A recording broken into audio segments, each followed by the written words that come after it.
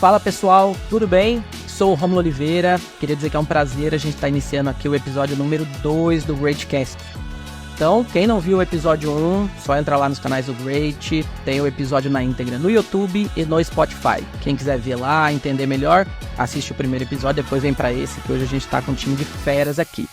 Antes, para começar, eu preciso dar os recados tradicionais, que é o quê? Se inscreva no canal da Great Group, siga a gente no Spotify, que lá você tem os episódios na íntegra, né? Nosso programa ele iniciou agora, é o segundo episódio, mas a ideia é que o projeto tem episódios novos mensalmente. Então, se você gostou do bate-papo, quer conhecer os outros, segue a gente. Se você está em alguma outra rede, LinkedIn, Instagram, TikTok, você vai ver muito conteúdo, muitos cortes desse podcast. Então aproveita, segue tudo que não vai faltar conteúdo de qualidade para você. Então, para quem não viu ainda, quem chegou agora, o Greatcast ele é um podcast idealizado pela Great Group, que faz toda a parte de curadoria e criou esse projeto.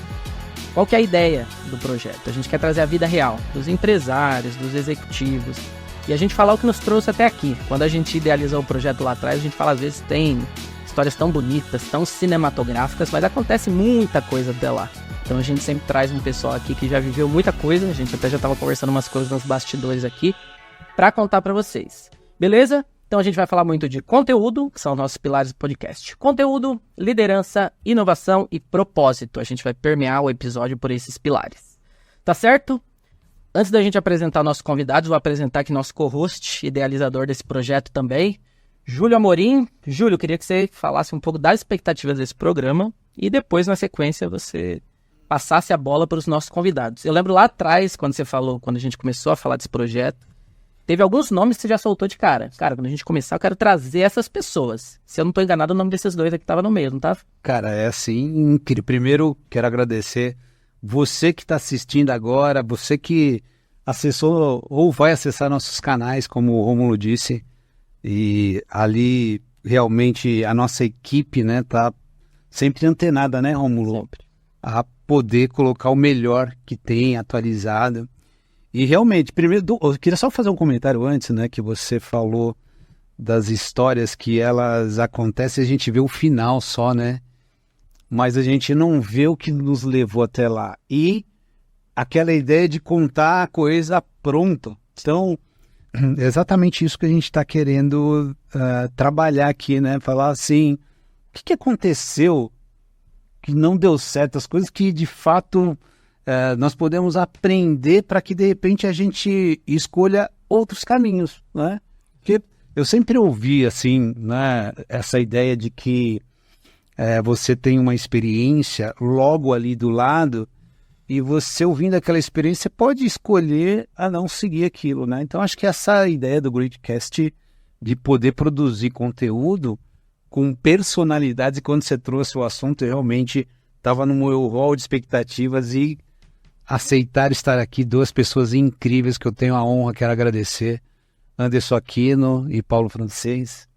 Eles vão se apresentar já já, mas eu tenho certeza que vai ser assim uma conversa muito legal de pessoas que passaram assim histórias de como executivo e como empreendedores navegando nessas temáticas que é o objetivo do Greatcast, né? Então, sem muita, diria assim, sem muitas delongas, vamos passar aí para o Paulo e para o Anderson se apresentar. Por favor, fiquem à vontade em escolher quem vai na... Eu sei que os dois querem ir na frente, né? Pois é. É a motivação, aquela coisa assim, vai você. Primeiro, entre a motivação e o cavalheirismo, por favor. Não é gentileza. Tenha bondade. Bom, olá pessoal, eu sou Paulo Francês, sou CEO da eDeploy, é uma empresa aí, voltada a desenvolvimento de software, numa parte dela, e outra parte uma solução de varejo, né, de gestão de varejo de caixa e gestão do restaurante.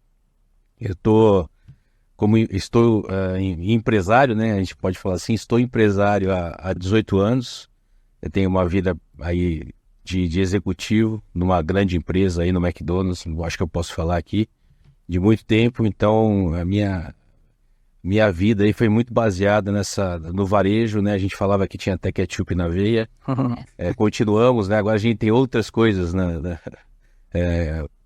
outros tipos de empresa que a gente está trabalhando, mas é isso, espero contribuir aí para trazer para vocês um pouco de informação, um pouco de experiência e ajudá-los aí no que a gente puder.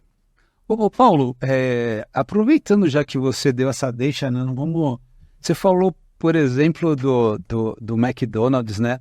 E a gente vê muitas pessoas que querem começar e elas acabam iniciando, né, em call center. McDonald's é uma oportunidade que realmente, principalmente para os jovens, né?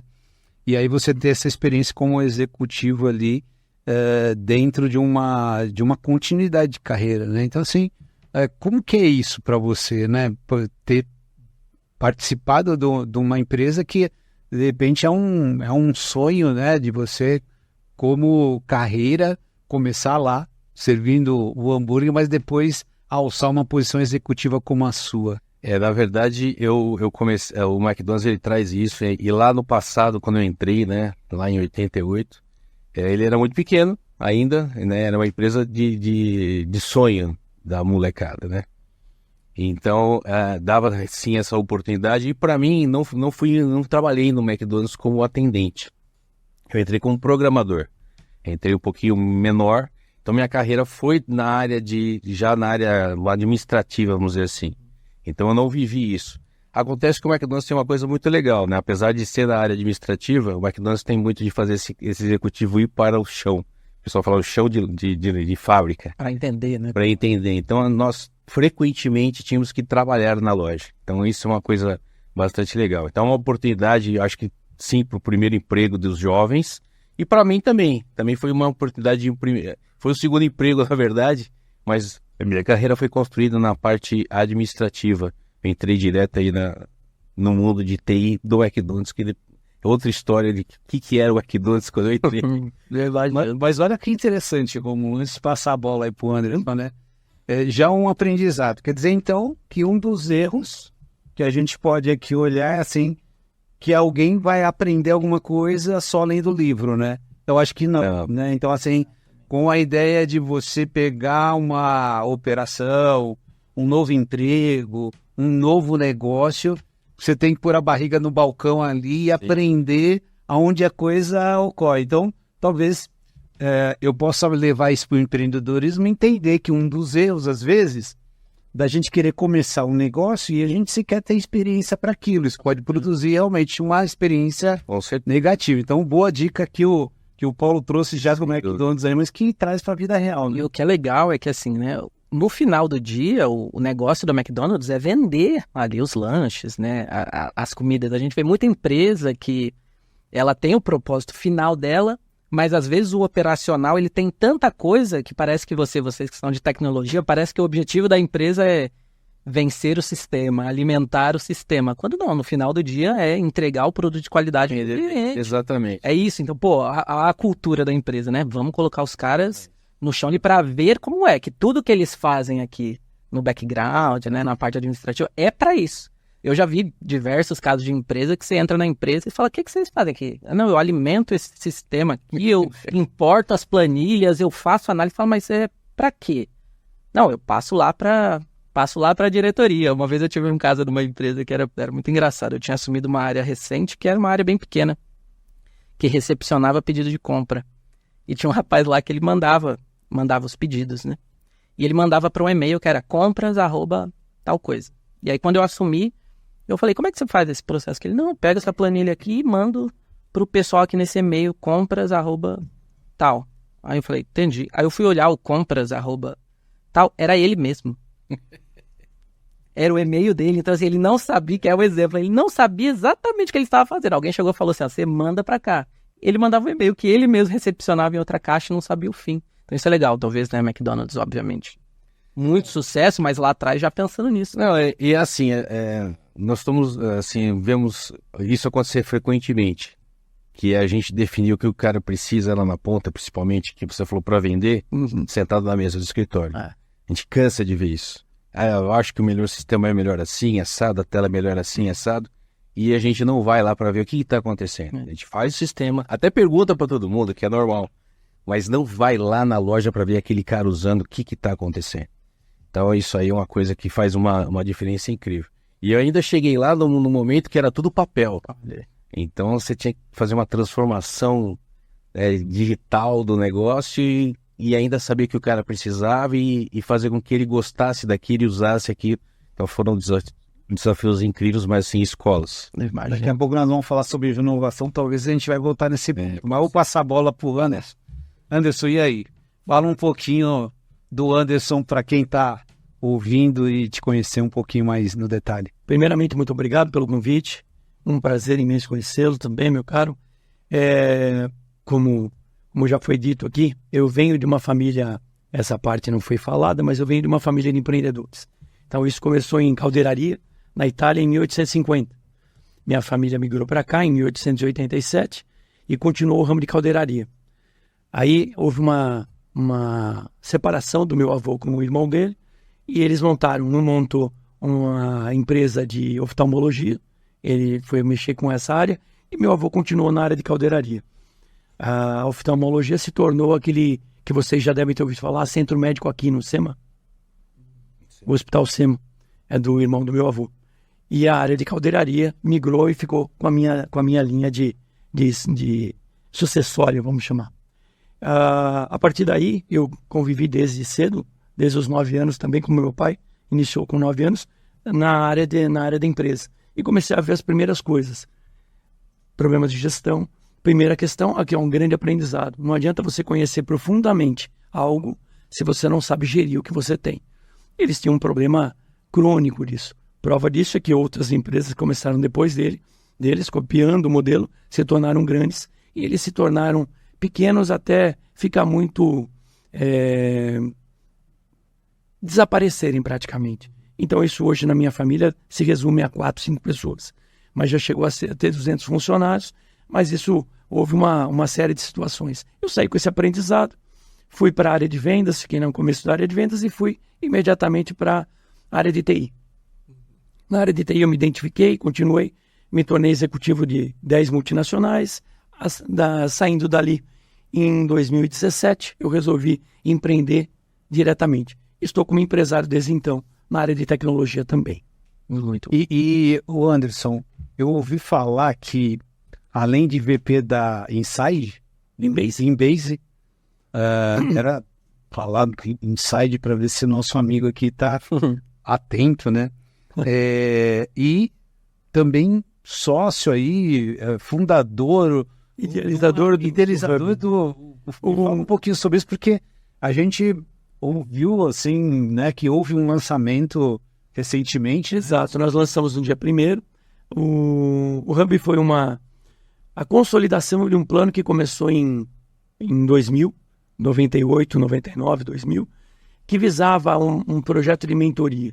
Só que com a mudança da pandemia, muita coisa ficou alterada. Processos, inteligência artificial, modelos de contratação, o mercado em si. Com essa mudança do mercado, houve a necessidade de uma readequação. E o Hub ele veio em cima disso, de um modelo mais moderno, onde unia influenciadores, profissionais e diferentes experiências do mercado com o intuito de prover informação, suporte e melhores práticas para aqueles que precisam se reinventar. Hoje nós vivemos num mercado cuja prática do etarismo, por exemplo, é apenas uma das muitas práticas que coloca nosso mercado de trabalho em risco. E aí algumas questões, essas pessoas com mais de 40, 45, têm que se reinventar. Então o Hub vem em cima disso, ajudar pessoas a criarem um fórum de liderança, iniciarem e crescerem, e pessoas que têm que se reinventar eventualmente no mercado. Esse é o propósito do Hub. Que legal, quer dizer, então, por exemplo, quando, no meu caso, transicionei da carreira de executivo para empreendedor, mas aí ali tem sempre um hiato, né, onde você está se posicionando, esse projeto entra para poder... Exatamente, preparar o profissional, psicologicamente, estruturalmente, e até entender também quais são as reais afinidades. Eu tive pessoas que eu já atendi que ficaram 25 anos em vendas e descobriram que eles odiavam vendas. Então, assim, como é que você consegue permanecer 25 anos numa área e odiando? E deixava isso claro toda vez que falava. Então, assim, você sobreviveu. E transmitir felicidade, satisfação e realmente não tem nada que seja melhor do que você ser feliz naquilo que você faz. E esse é o propósito do Hub, fazer com que as pessoas se reestruturem e sejam felizes. Então quer dizer que outra dica é o grande erro de repente você fazer na tua história de executivo, enfim, empregabilidade, empreendedorismo, algo que você não gosta, né? Eu diria Porque a gente vê muito isso, né? Pô, vai por aqui, vai por ali, e as pessoas, de repente, ser direcionadas a uma questão que talvez o grande erro seja até no direcionamento, porque não tem a ver com o perfil, né? Você falou da questão do vendedor, aí a gente pode ampliar esse campo para quantas pessoas, de repente, você está nos ouvindo aqui, e você pode estar nesse momento fazendo essa reflexão, dizendo assim, caramba, isso aqui fez sentido, por quê? Porque não está legal lá, e não está legal lá é exatamente o que o Anderson acho que acabou de trazer, né? É porque você, de repente, tem um perfil que está ali não tão aderente a isso. E hoje tem muita ferramenta, tem muita coisa que nós não é o objetivo, né, do nosso Gridcast direcionar como ferramentas, mas é sempre importante lembrar, né, que assim, como que eu vou, de repente, ter ali essa troca de ser o que você falou, de buscar felicidade e tal, se eu não me conheço. Então, acho que nos conhecer é fundamental, né?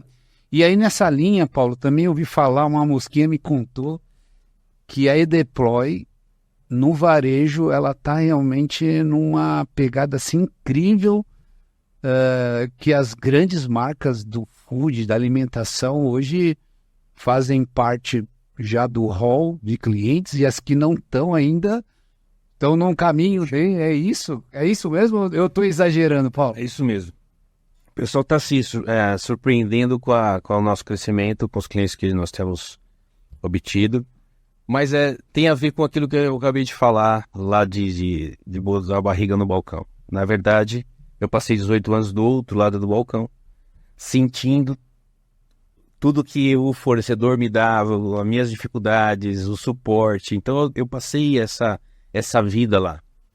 Então agora, apesar do pessoal achar que nós somos novos no mercado, nós não somos novos no mercado. A gente já tem uma baita experiência. Então o que a gente está procurando fazer é fazer diferente. É dar para o nosso cliente aquilo que a gente aprendeu nesse tempo todo. Então eu concordo plenamente em dizer assim, a gente tem que fazer aquilo que a gente conhece muito. A parte do sucesso tem muito a ver, primeiro, de você conhecer demais o que você está empreendendo, e a segunda é você gostar demais do que você está fazendo. Então acho que essa combinação é perfeita para o sucesso. A gente está tentando colocar ao máximo essa nossa experiência aí e fazer tudo com gosto que a gente tem de fazer o que a gente realmente acredita e gosta. E para a gente fazer um esquenta, porque no final a gente pede sempre para eles mandarem uma mensagem, né? Para marcar as pessoas que ficarem. Então eu sempre recomendo assim, fique até o final, porque muita coisa boa vai acontecer. A gente deixa para no final aquela mensagem que vocês queiram contribuir, fazer a diferença na vida das pessoas. Mas para começar, se a gente for olhar essa trajetória que vocês acabaram de contar, né? O Anderson até trouxe as questões familiares, né? O Paulo trouxe a vivência dele, né? Nas duas cadeiras aí, como executivo e como empreendedor. O que vocês entendem que fez a diferença na vida de vocês? Profissionalmente falando, e se quiser também dizer, mas também isso na minha vida pessoal também ajudou muito. O que seria isso, sim? Uma ideia. E eu queria saber também, aproveitando esse gancho do Júlio, como é que foi, quando vocês estiverem contando, a migração de colaborador para empreendedor, empresário? A gente sabe que isso é um choque considerável, né? Mesmo que você esteja numa empresa em um cargo de gestão, a empresa não é totalmente a sua responsabilidade, né? Eu queria entender como que é isso, porque até então você tem ali seu time para liderar e tá tudo certo. Depois, quem deita a cabeça no travesseiro no final do dia com uma empresa nas costas, né, com essa responsabilidade, eu queria saber como é que foi também essa migração para vocês. Foi fácil, foi difícil? O que foi bom? E a gente pode ir entrando nesses temas de liderança nesse sentido também. Aí, Paulo, você... Bom, do meu lado, eu acho que é fácil descrever essa passagem, né? Na verdade, como eu falei, tive uma carreira muito bacana no McDonald's, entrei como programador, saí como diretor de tecnologia. numa empresa multinacional, com viagem internacional. Então, para um jovem, eu era relativamente jovem, eu tinha 32 anos, 34 anos, eu virei diretor. Foi incrível. Inclusive, eu podia até comer de graça, né? A inveja dos meus amigos era incrível, porque eu comia lá no McDonald's de graça, né? Então, assim, para mim, o que aconteceu? Eu achei que o mundo que eu estava era o maravilhoso, até mudanças internas na empresa me deram uma visão diferente do mundo corporativo. E neste momento é que me deu o gatilho. Talvez se eu ficasse onde eu estava, numa vida assim tranquila, eu não teria tomado essa decisão. Mas mudanças corporativas me deram o gatilho de tomar essa decisão. Então, para você ter uma ideia, assim, a primeira sala da minha empresa era menor, é metade da sala do McDonald's, entendeu? Então, assim, foi uma lição, eu acho, assim, primeiro de humildade, de verdade, porque você acaba, como executivo da empresa, uma empresa como essa, aí todo mundo queria falar, todo mundo queria conversar com você tinha tudo de bom e do melhor. O ego tá lá em cima. O ego tá lá em cima e você está, né? Aquele negócio do pessoal, não é que você é o que você está. Então, você estava numa situação muito legal. Quando eu decidi isso, primeiro foi o impacto de exercer essa humildade, de ir numa sala menor, a cozinha junto com a sala, um negócio incrível. Eu tenho até fotos que eu guardo, até mostro alguns eventos aí, porque realmente é isso. Só que aí eu tinha um objetivo, até o objetivo assim, putz, eu não quero passar mais do que eu passei e eu acho que eu tenho que empreender. Eu acho que eu tenho que fazer uma empresa do jeito que eu acho que uma empresa tem que ser. Eu tenho que inovar como eu acho que tem que inovar, eu tenho que tratar as pessoas como eu acho que tem que tratar. E foi assim, esse foi o meu gatilho. Eu não quero mais aquilo que eu vi, eu quero agora uma coisa nova, eu quero construir alguma coisa nova para esse mundo, para mim, outra felicidade, outro rumo. Esse foi o meu gatilho aí. E quando você falou que ia sair do McDonald's para empreender, como é que ficaram as pessoas à sua volta? Cara, você tá maluco? Você vai sair daqui? Né? Como é que você lidava? Eu vou, você vai pro nada, né? Eu fui do tudo para o nada. O que você tinha como empresário? Nada. Uma vontade, um sonho. Vontade, não, tinha, na verdade, assim, estou sendo injusto, porque eu tinha alguns amigos no mercado, que obviamente me conheciam, e que deram muitas oportunidades. Aí depois eu acho que ela começou a dar certo por conta desse histórico aí, de relacionamento. Aliás, um outro ponto aqui para todo mundo saber, ninguém vai a lugar nenhum sem relacionamento. Não adianta. Se você não tem um relacionamento no mercado, se você não tem as pessoas que te apoiam, que dão oportunidades para você, não adianta. É bater assim numa tecla que vai dar uma dificuldade incrível. Então, por isso que eu falo assim, para você acreditar nisso, eu acho que todo mundo teria que passar de outro lado da cadeira. Acho que o empreendedorismo, ele passa por uma experiência na vida executiva, na vida de ser um empregado, de participar de uma empresa. Te dá muita experiência para que você faça a sua do jeito que você quer, ou copiando aquilo que foi bom, ou mudando aquilo que te trouxe coisas ruins e tal. Então peguei mais 2 erros aqui. Olha aí, peguei mais 2. Primeiro é você ter o ego muito grande, né? Então você ter ali, de repente, uma posição de destaque e deixar que isso suba para tua cabeça, né? E o poder te atrapalhar tanto na carreira de empregabilidade como de empreendedorismo, porque, como o Paulo diz, elimina oportunidades, né? Então, ter ego alto, não controlar o ego é um erro que eu captei aqui, principalmente nessa ideia de sair de uma cadeira para uma outra, né? O ego não é compatível com o empreendedorismo. E acho que o empreendedorismo, né, Anderson? E a questão da cadeira, né? Porque você vê, mesmo quando a gente tem, né, uma posição de destaque, para a gente poder, já nós vamos entrar no tema da liderança, mas você tem essa ideia de querer que os outros te respeitem, né?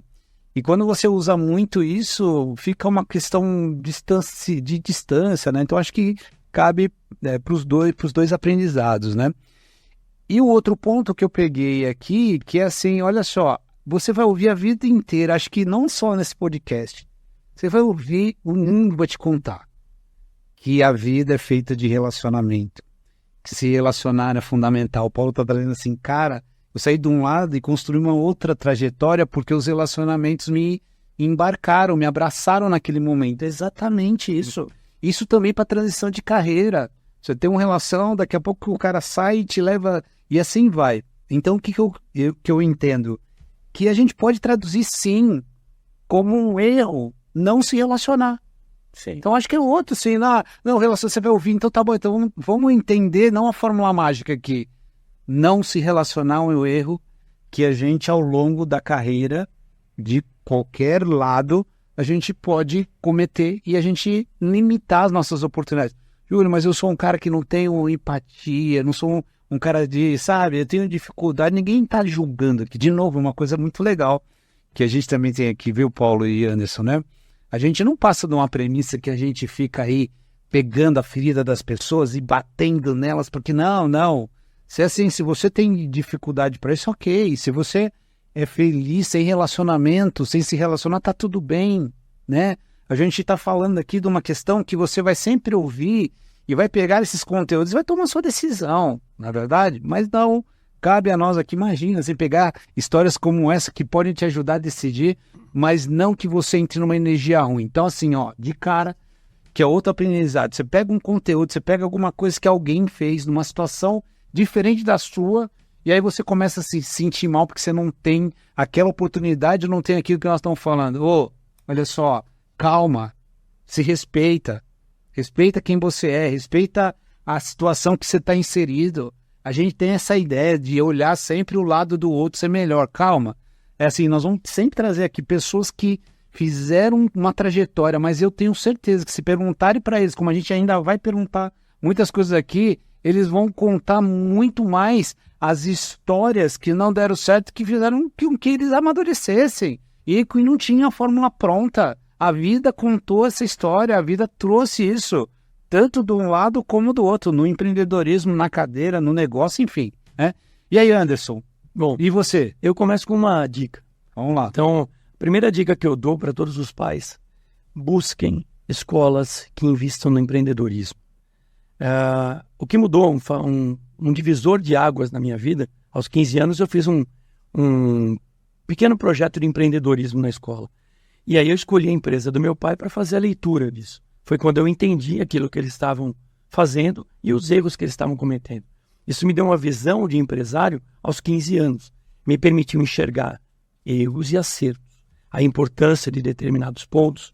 Então, isso para mim foi um fator primordial na formação. Então, a primeira dica que eu dou para vocês: procurem dar aos seus filhos todo tipo de informação e incentivo sobre empreendedorismo. Mesmo que eles não vão para seguir como empresários, mas se eles forem seguir no mercado como funcionários, a veia empreendedora vai fazer com que eles busquem oportunidades, com que eles sejam inovadores, com que eles sejam proativos, vai fazer com que eles enxerguem soluções onde elas normalmente não são vistas. Você passa a pensar fora da caixa. Isso mudou muito a minha visão. Eu, logicamente, comecei, e no começo, com 18 anos, você vai para o mercado. Na verdade, comecei dentro da empresa do meu pai, com 15 anos, mas quando eu saí, eu ainda saí perdido. E aí nós começávamos a carreira dentro de um banco. A nossa carreira era começar como contínuo num banco e terminar como gerente de banco.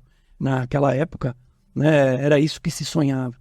Eu pensava nisso, mas ao mesmo tempo tinha um certo receio de me manter nessa linha. Em meio disso veio o Exército, que também trouxe um outro aprendizado, e eu acho que valeu muito a pena, porque o Exército é um microcosmo, ele traz uma informação rica do que é a vida. A partir daí eu comecei a enxergar a vida de uma forma diferente.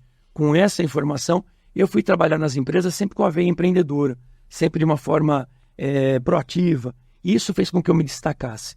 Eu cresci rapidamente em mercados que normalmente as pessoas não cresciam. Me recordo quando eu migrei de vendas para TI pura, onde a minha ex-esposa, aliás, conhecida sua também, ela me disse que a migração disso levaria no mínimo 5 anos. E eu, em 7 meses, já estava em cargos gerenciais dentro da área de tecnologia. Mas por quê? Porque eu tinha uma veia empreendedora, porque eu procurava qualidade, eu buscava diferenciais. Então, isso fez com que eu crescesse, me tornasse um executivo. E aí, quando eu me senti melhor, me senti mais preparado, eu falei, bom, agora eu quero buscar esse mercado para mim. E tinha empreendido em pequenos negócios antes, alguns seguiram, outros não deram tão certo, mas isso também foi um outro aprendizado que aí vai requerer muito mais tempo. Falta de planejamento, falta de preparação, análise do negócio, análise do mercado propriamente, inúmeras falhas que o empreendedor comete na hora de tentar montar. É comum, por exemplo, alguém montar uma empresa que começa com uma relação afetiva, um amigo, um familiar. Não, junta meu dinheiro, nós vamos... O que vocês conhecem do negócio? Um conhece do negócio, o outro vai ser sócio investidor. Esse é um modelo que geralmente ele está fadado ao fracasso. Os dois têm que ter comprometimento, os dois têm que participar. Papéis e responsabilidades são essenciais. Então, eu falo que dentro da minha estrutura, do meu conhecimento de vida, eu acho que isso para mim pesou muito. Mas eu vi que estou sendo uma coisa... Recentemente eu gravei um outro conteúdo e as pessoas me perguntaram assim, cara, se você fosse dar uma dica para quem quer alçar uma posição na estrutura organizacional. Aí eu falei assim, apagar a luz. Como assim apagar a luz? Cara, porque eu acho fantástico, né? O cara que sai de uma sala de reunião e apaga a luz. Ou o cara sai de uma sala de reunião que ninguém vai dar, desliga o ar-condicionado. O que me traz isso? Me traduz isso? Isso que você acabou de falar. O cara tá ali dentro, empregado, mas com visão de dono. Sim. E isso, quem é dono, enxerga pra caramba. Faz sentido o que você tá falando, né? Hoje você tá lá na Deploy, você tá lá no teu projeto e você vai contratar ou ter uma estrutura organizacional, você começa a perceber as pessoas que têm essa ideia e que elas são totalmente diferentes porque ela buscou isso. Então, outra dica, né, cara, que foi bem legal, assim... Eu vejo no Brasil uma dificuldade com essa história de escola de empreendedorismo. Outro dia vi na internet também um caso interessante que o pai estimulou o menino a fazer venda no condomínio e o pessoal brigou em relação a isso porque achou que não era ainda adequado. E o cara estava querendo estimular no filho a capacidade de desenvolver, né, habilidades que a escola não ensina. Meu filho faz isso. Né? E isso é muito legal. E essa questão que você traz, Anderson, que é o erro, que é assim... Eu não preciso ser empreendedor, né? Eu não preciso ter visão, pensar assim, você nunca imaginou ser dono de nada. Tá tudo bem, é o que nós estamos falando aqui, né? Um dos erros talvez seja isso. Então, eu nunca tinha pensado sobre essa ótica. Talvez um dos erros seja a gente, independente de ser empreendedor, nunca pense como. Porque se a gente pensar como, a gente vai ter atitude assim e você vai ser alçado na estrutura organizacional. E quiçá, se um dia for empreendedor, aqui 2 exemplos incríveis de história que fazem a gente realmente repensar. Muito legal. Eu te falei, né, cara? Você viu? Você falou que os caras eram fera. Cantei a bola no canteio, né? Falou. Espero que vocês também estejam gostando aí e depois façam um compartilhamento desse conteúdo, porque é bem legal. E aí? E a gente entrando agora na liderança. Liderança. Esse é um ponto que entra, acho que calhou bem da onde a conversa foi, né? Eu até comentei no outro episódio que em alguns momentos, eu acho que a gente não está pronto para ser líder. Eu não sei se tem esse momento que você fala assim, agora fiz meu curso online de liderança, agora eu estou pronto para ser um líder. Eu não acho que isso acontece. Ser líder é como ser pai. Você não nasce pronto. É isso. E aí eu queria entender de vocês, assim, como é que foi a partir do momento que vocês já tiveram posições de liderança, obviamente, nas companhias que vocês trabalharam, mas já na veia empreendedora. Como é que foi trabalhar essa liderança? Vocês sentiram, vou até pegar o Paulo aqui para começar, você tinha uma experiência gigantesca lá atrás, trabalhando em outras companhias, e quando você começou a ter seus próprios colaboradores, que são seus, né? Você é o líder deles, mas de uma forma diferente, porque de fato, como é que eu vou dizer, o futuro deles ali, o ganha-pão deles está na sua mão. Como é que foi para você trabalhar essa liderança? Foi natural pelo que você tinha nas companhias que você trabalhava, ou por você ser de fato o líder, né? O responsável por tudo? Você sentiu alguma dificuldade ou uma diferença de gerenciar pessoas em outras posições? Eu acho assim, eu acho que assim, ser líder, a escola ela te contribui em várias dicas, experiências, mas ser líder é nato. Eu acho que nem todo mundo que quer ser líder é um bom líder. Pode fazer a escola que quiser, o tempo que quiser, não é isso, somente isso que te faz ser um bom líder.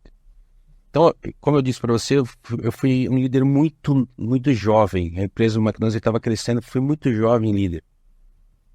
Eu acho que eu tenho um pedaço disso nato. Né? Então, quando eu comecei a Deploy, sim, eu trouxe muita coisa que tinha dado muito certo no McDonald's. eu acho que você sempre deixa um legado, sabe? Você tem um patrimônio pessoal que é o seu legado.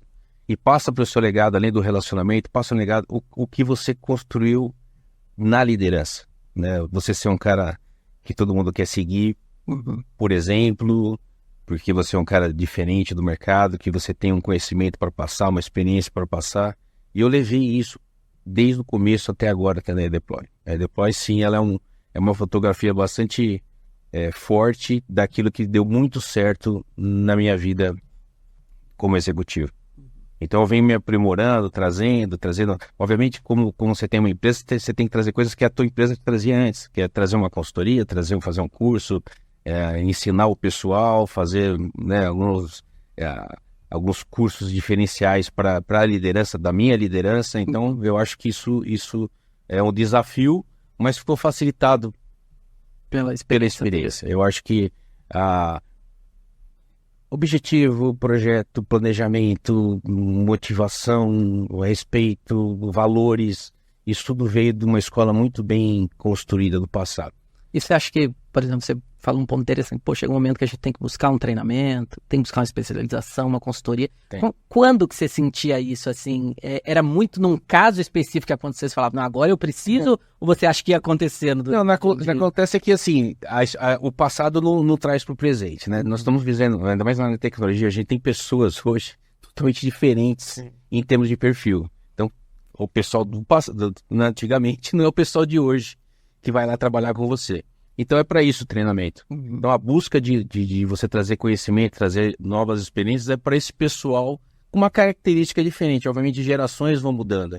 Então você tem que trazer para a sua empresa como lidar com essas novas cabeças, com essas novas pessoas. Então sim, treinamento é necessário assim, constantemente para que você faça o melhor ali com o pessoal. É mentira eu falar pra você que a mesma fórmula também funciona hoje. Não tem. O pessoal de hoje não tem nada a ver com o pessoal de antigamente. Olha aí. Bom, O que você acha? Eu tô incomodado com a fala do Paulo, cara. E assim, eu vou te falar que assim, talvez você esteja também, né? Quando ele fala assim, ó, e a liderança é uma coisa meia nata. Então um cara de objetivo que ouve isso e quer ser um líder, ele vai fazer o quê? Tentar fazer com que o Paulo disse não seja a realidade dele. Porque é um fato, né? Assim, e eu entendo claramente o que você falou. Por isso que eu tô aqui, assim, falando, caramba, que verdade é essa? Porque também, talvez seja esse outro erro que eu captei. Né? A gente entender que uma liderança, ela é algo que esteja... Que eu tô pegando o cara que é o contrário. Tô pegando o cara que tem clareza disso. Eu sou o líder, eu tenho clareza disso, aí é onde ele talvez seja o erro, né? E se você que está ouvindo isso que o Paulo falou que é muito legal, talvez tenha percebido que até então esse dom e talento não se aflorou, não está claro dentro de você, algumas dicas aqui já foram dadas, mas acho que mais do que isso, né? Assim, imagina que hoje você termine esse conteúdo aqui e espere nesses dois caras que estão aqui, que são incríveis líderes, características que vocês enxerguem neles aqui, que são fundamentais para um líder, que eles contribuíram as histórias deles aqui com você e que faz total sentido. E aí qual é a dica? Você captar essas questões neles e em outras pessoas e mapear isso, né? E a gente falar da história lá da técnica americana, que acho que a gente falou no primeiro episódio, que é legal repetir, né? Que é a modelagem. Então, assim, cara, imagina, Paulo, hoje um líder nato, sei lá quem, vinha na sua cabeça agora. Que característica esse cara tem?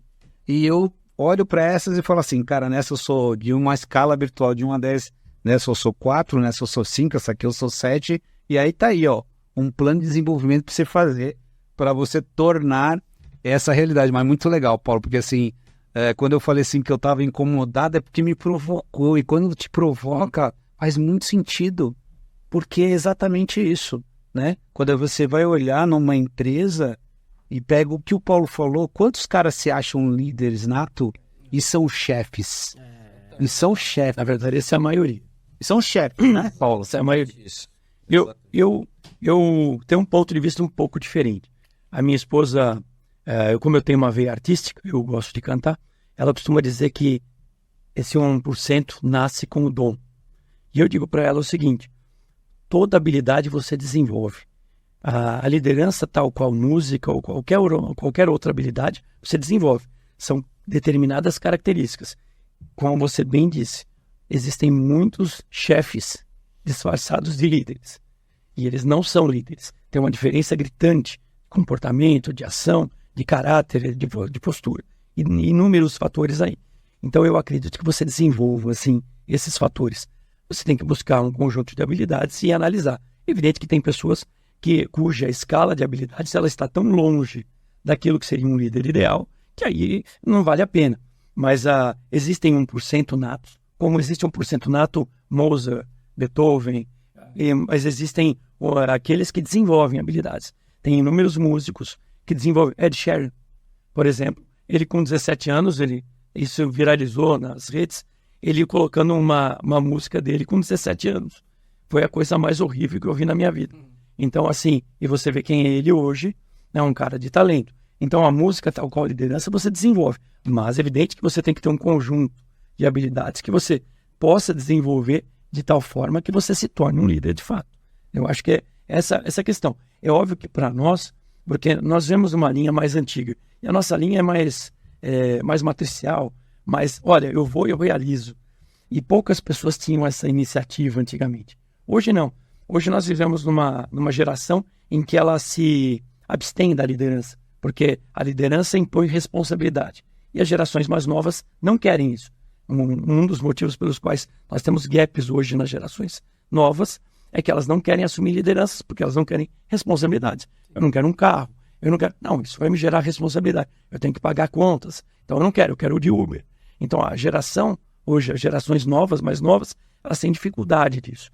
Então, para que nós possamos mudar isso e termos líderes nas próximas décadas, eu acredito que nós vamos sofrer um enorme gap entre a nossa geração e essa geração mais nova. É verdade. E aí eu vou pegar mais uma dica então, né? Se você tá aí dentro do comentário que o Anderson acabou de falar, você é um jovem da Y, da Z, né? E você fala assim, não, cara, eu quero sim responsabilidade. Você não tá na amostragem desse, então qual é o erro que ele tá trazendo? É eu ser jovem e não querer assumir responsabilidade, ponto. Então ele não está dizendo assim, você não quer responsabilidade, ele está dizendo exatamente o ponto que a gente quer trazer, que você pode trabalhar. Porque se você olha o lado do lado e várias pessoas que estão ao seu lado, que têm a mesma idade que você, se comportam como ele falou, olha aí a oportunidade que você tem, né? Daquilo que, porque assim, hoje a gente tem um dado, né? E é muito interessante esse dado, que 25%, né, dos bilionários no mundo que estão chegando a ser bilionário tem até 28 anos. Então você vê, cara. E é o jovem que está, sim, fora. 5% dos multimilionários Já estão com... nos últimos 30 anos são de primeira geração. Olha só que interessante. Ou seja, então, é isso. Se você é jovem e você sair desta frase, não quero responsabilidade, você vai ter uma baita oportunidade, é isso? Um diferencial nato. Muito legal. E olha só, eu sei que a gente não perguntou, mas eu queria só rapidinho um bate-bola aqui com os dois, ainda na linha de liderança. Qual foi o erro na liderança de vocês? O meu erro. Só um, assim, que você lembra, o que foi? Pegar projetos de uma maneira muito abrupta e não ter feito a devida análise antes de assumir essas posições. Isso me custou caro. Ou seja, uma liderança adequada precisa entender todas as premissas antes. Sim. Muito legal, bacana. Então o erro é você no papel de líder vai assumir determinada questão, seja uma função nova, seja um projeto novo, seja um negócio novo. Então o erro é não entender tudo. Então você precisa entender tudo que está envolvido ali para você poder fazer uma excelente liderança. Líder de um grupo. Outra coisa é ser líder de uma iniciativa, de um projeto, de uma empresa. Que tem muitas variáveis. Muitas variáveis, é muita complexidade. Muito legal. E você, Paulo, qual é o teu erro? Bom, eu como líder, obviamente, você tá à cabeça lá da empresa, você tem que tomar algumas decisões e elas não são sempre satisfatórias, né? Então, um exemplo aqui, a gente abriu uma escola, tá certo? Então, num certo momento aí, há 2, 3 anos atrás, eu achei que devia diversificar o negócio e abrir uma escola de informática. Dava com jogos, para ensinar jovens a fazer jogos. Achei que isso era uma coisa que ia brotar e todo mundo queria fazer e tal, e entrei nessa. Então, convenci todo mundo na empresa, sócios e tal, e acabei entrando num negócio que infelizmente não deu certo por inúmeras razões, né? Não só do negócio, mas sociedade, que é outra dificuldade que todo mundo aqui sabe, né? Que é você ter um sócio que tenha essas características, que você consiga trabalhar bem. Mas convenci todo mundo aí, foi um erro meu de fazer um negócio que infelizmente não deu certo. Com a minha cara, com o que eu achava que podia dar certo e não deu. Essa agora foi de arrebentar. Você nem sabia disso. Não, essa foi de arrebentar, porque olha só, cara, olha o que eu vou trazer aqui como um aprendizado. Então, assim, liderança requer cuidado, porque olha só o que o Paulo está trazendo. Por características de uma boa liderança, você influencia. E como as premissas elas não eram razoáveis para garantir, pessoas confiaram nele e provavelmente fizeram o cheque, colocaram seu tempo, né? Se dedicaram àquilo, né? E aí a história logo ali que ele conta é que não deu certo por ele, exatamente por isso. Então, olha só o que nós estamos falando de um erro. Ser líder é influenciar pessoas, então cuidado com isso. Porque você está levando as pessoas... Não vou falar de política, né? Não vou falar de Acho que não. Talvez política seja um excelente exemplo do poder que tem de você levar as pessoas para algum lugar, sem falar de partido. Sim. Né? E a mesma questão na posição que você estava, de negócio. Então, eu sou um cara que todo mundo gosta aqui, né? Vamos pegar aqui. Você gostou do que a gente está fazendo? E aí você começa a fazer tudo que eu estou te falando, certo? E eu não sou responsável com o que eu estou te dizendo, ou seja, a minha liderança te influenciou para tomar uma decisão errada na sua vida, né? Então, uma boa dica é liderar. Um erro do líder é não entender a influência que ele tem sobre os outros. Mas tem um outro ponto também que eu acho interessante, que aí também fica a dica, o líder vai errar. Às vezes a gente entra numa linha de que, poxa, eu sou o líder, eu tenho que estar numa estrutura inabalável que eu não posso errar. A diferença é como ele vai lidar com isso. Exatamente. O verdadeiro líder. Exatamente. Então a gente está dando um exemplo aqui, 2 executivos de sucesso, tenho certeza que erraram muito no caminho, né? Só que fizeram. Esse eu acho que é o ponto. Às vezes você encontra a pessoa tem várias ideias, poxa, quero fazer um podcast, quero abrir minha empresa, quero começar a prestar um serviço freelance, mas tenho medo, tenho receio de fazer, não estou preparado, não é o momento certo, preciso abrir isso, preciso fazer aquilo, e nunca sai dessa etapa do quase, né? Então Você eu acho aprende que... muito pouco com o sucesso, mas aprende muito com o fracasso. Então esse eu acho que ensina. É o que eu falei até no outro episódio. Por trás dos cases de sucesso tem muito case de fracasso antes e é isso que constrói, né? Constrói o começo de qualquer negócio é sempre difícil, né? Sim. Difícil é abrir um negócio 0%. Lógico, também tem um percentual que dá certo, que é assim. Mas é sempre muito difícil o começo, né? Exato. A gente não conseguiu nada até quem está começando agora, até acho que o 3º ano de empresa. Eu falo, pessoal, quando está começando uma empresa, metade dos assuntos que acontecem nunca aconteceram. Porque a empresa acabou de começar. Então tudo é a primeira vez que está acontecendo. Esse é o Tem que processo. insistir, tem que batalhar, tem que cair e levantar, não é brincadeira. É isso. E aí, seguindo, né, o Rômulo, vamos falar um pouquinho dos erros da inovação. Inovação. O Paulo acabou de falar, né, cara, que por 3 anos, não sei o que, eu fico imaginando empresa de tecnologia, né, o quanto esses caras têm que pôr dinheiro em inovação.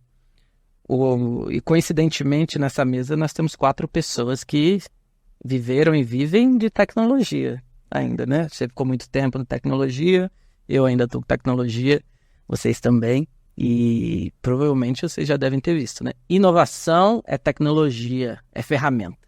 Quero inovar, nós compra uma ferramenta ali, um software que você já está inovando. E às vezes o pessoal não sabe nem o que está fazendo com o software, né? O famoso carro na frente dos bois, assim. Vocês que são de tecnologia, a gente entende que, obviamente, é fundamental. mas não apenas, né?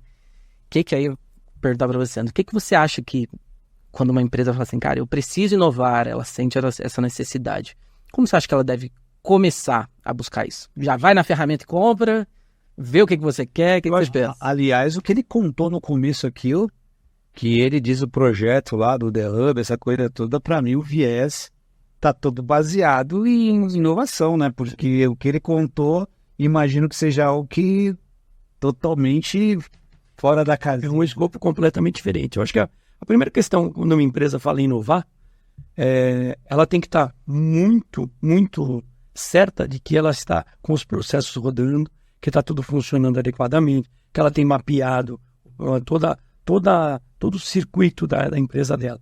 A partir daí, ela pode enxergar ela como está, o mercado, a concorrência e verificar, olha, como é que eu posso melhorar cada processo, como é que eu posso reduzir custo, como é que eu posso otimizar a minha logística, e daí surgem ideias de inovação. Eu vou mudar o processo aqui, porque aqui eu vou melhorar isso. Por exemplo, eu tenho certeza que no seu caso surgiram inúmeras ideias exatamente pelos gaps que foram criados dentro do seu antigo empregador. Ou seja, você aprende em cima disso, você inova, e muitas vezes, numa empresa grande, você não tem essa possibilidade. Porque a empresa ela tem processos globais, ela segura dentro dos processos globais. Não, isso funciona para a maioria dos casos, nós crescemos até aqui. E aí a primeira questão, resistência. Então, depois que você descobre o que você tem, aí você tem que inventar resistência.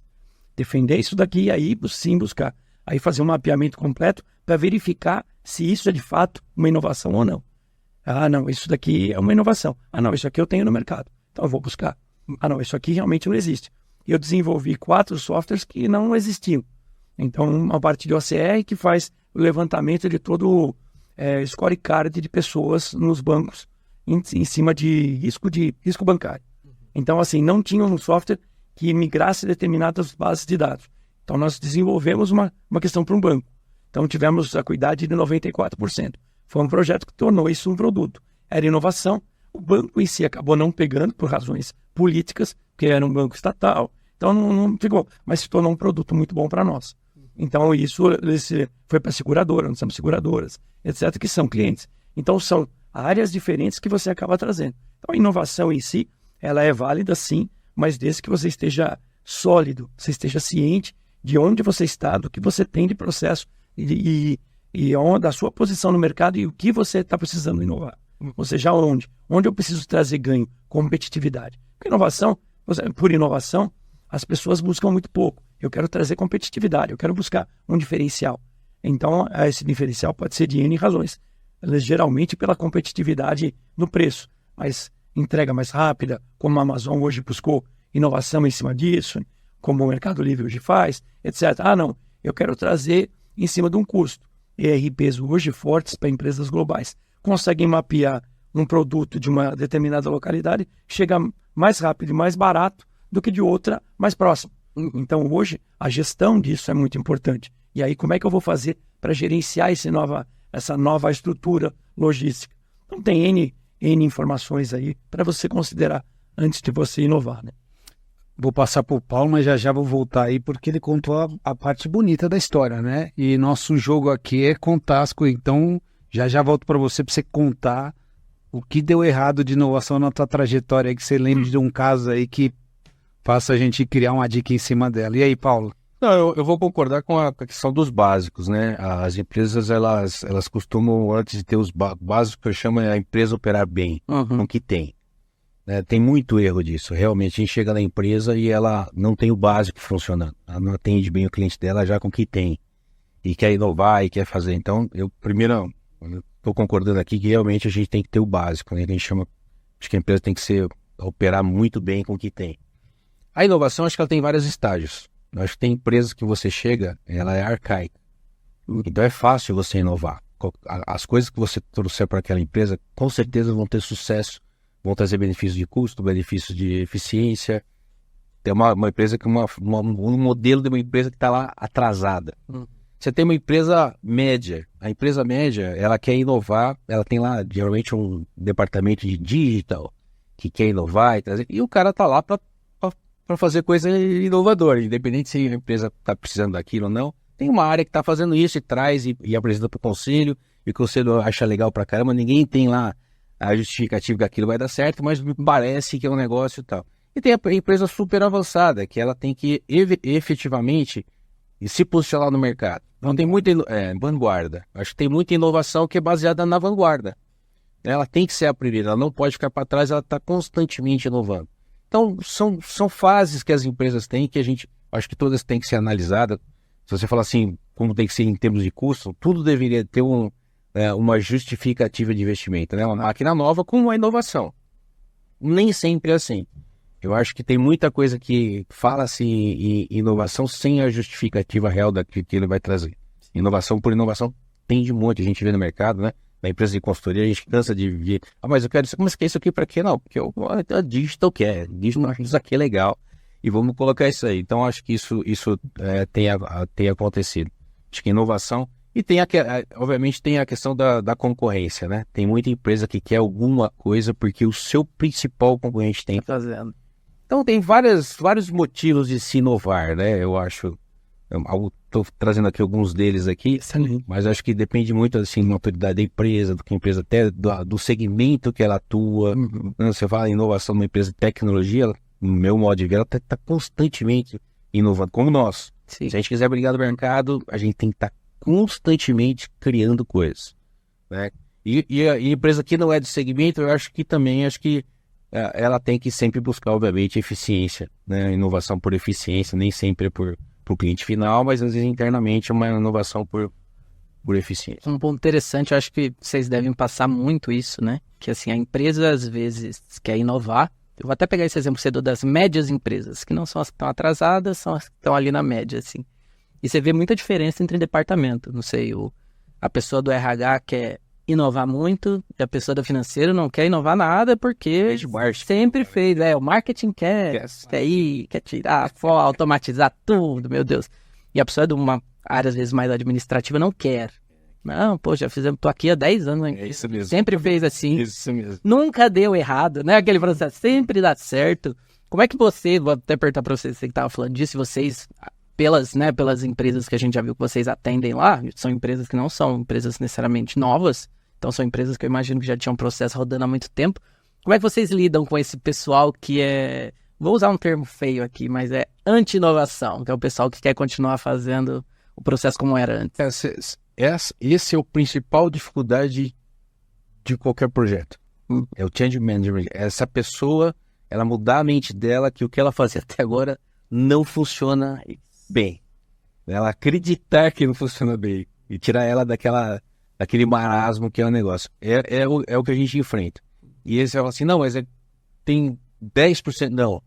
Tem 80% das empresas desse jeito. É, verdade. O volume é gigantesco. A gente sempre esbarra nisso. A gente faz um plano de projeto, sempre este pedaço é a maior dificuldade.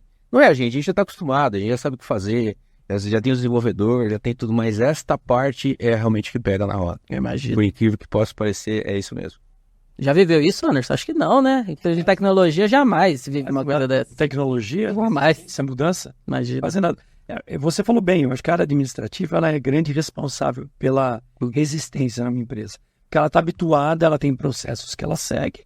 Eu não quero manter, não, isso está bom, isso vai trazer risco, olhe, e se falhar, não vai sair o relatório. Então as principais objeções são os gaps que podem eventualmente trazer penalidades para a empresa. Então eles usam isso de uma maneira hábil para conseguir isso. E aí cabe a nós defendermos dizendo, olha, isso vai funcionar dessa forma, isso aqui não vai impactar aqui. Então, o trabalho é muito grande. E depois disso, trabalhar lado a lado com essas áreas mais resistentes para poder ajudar a mudar a mentalidade. Então, olha, o teu ganho, o teu benefício vai ser isso. Você vai gastar menos horas nisso. Você vai fazer isso de uma maneira mais assertiva. Você vai emitir o relatório de uma maneira automatizada. Então, trazer o benefício para ele, a curto prazo, acaba trazendo um benefício. Principalmente o tempo. O tempo é um dos fatores que o time resistente geralmente abre um pouco a mentalidade, porque ele fala, o tempo é uma coisa preciosa. A pessoa que se prende muito em processos contínuos, em rotinas, ela vive dizendo que ela está sempre ocupada. É uma coisa muito interessante.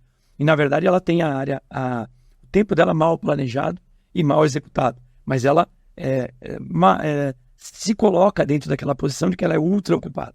E quando você diz que ela vai ganhar mais tempo com isso, você caiu por base toda a alegação que ela faz. E aí, bom, mas espera aí, a empresa está querendo me dar mais tempo, eu vou negar? Então isso geralmente quebra muito das objeções. E você lembrou aí de um erro? Lembrei 2, na verdade. Um foi um software que nós íamos montar. Nós tínhamos um módulo de cobrança. E nos convidaram para um desafio, nos desafiaram a montar para a parte de área pública. Uma coisa é você cobrar, uma prefeitura cobrar o seu contribuinte. Outra coisa é uma empresa cobrar o seu devedor.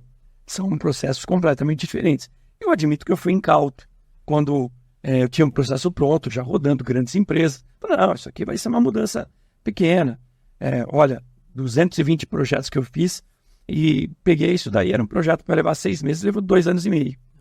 Então, joguei dinheiro fora até conseguir fazer. Mas, nossa, isso foi um baita de um aprendizado. Mas a questão, de novo, conhecimento profundo daquilo que você vai fazer projeto. Óbvio que nós não tínhamos uma contraparte. Num projeto, você trabalha a 4 mãos. Então, você tem o outro lado que te auxilia nos processos. Eu não tinha isso. Então, eu tinha que fazer as vias de uma outra área. Então, contratei profissionais de área pública, etc. Mas contratar pessoas da área pública geralmente trazem uma certa morosidade. Por quê? Porque eles não estão interessados em mudar. E aqueles que você paga, mesmo que por fora, querem ganhar tempo, querem continuar com a renda extra. Então, isso tudo traz um elemento adicional. E o segundo aspecto foi o Hub mesmo. Era para ser lançado em setembro, e eu só consegui lançar dia 1º de maio, por conta de toda a diferença. Porque eu tive que estudar toda a mudança que houve no mercado, antes de efetivamente prover um produto que fosse atender todo mundo. Então, essa mudança me custou aí bem 6 meses de volta à prancheta. Foi um duro aprendizado. Isso é legal, um ponto. O Júlio já falou várias vezes para mim alguns projetos que a gente tocou. Acho que o que você fala tem base nisso, o Paulo falou também. Profundidade. Estudo ali naquilo que você está fazendo, né? A gente vê um amigo que, sei lá, o cara trabalhou a vida inteira em tecnologia, o cara falou, nossa, eu vou abrir um açougue. Você fala, por quê? Não, porque o lá da rua tá falindo, eu vou comprar, mas você entende disso? Ah, não, eu compro carne pro meu churrasco, eu sei bem, não é bem assim, né? Então acho que profundidade, né, Júlio? Você acha que nas consultorias, enfim, quando você conversa com os executivos, você trabalha muito isso, né? Mas com quem tá lá, né? Não é só naquilo que você estuda. A profundidade na oferta. Sim. Porque o que acontece? A minha questão com o Hub foi eu me aprofundei e falei assim, tá bom, agora eu sei como é como eu entrego. O que eu entrego? Aí eu comecei a analisar diferentes produtos para chegar num produto que eu falei assim, não, isso aqui tem aceitação. Então, daí foi outro gap.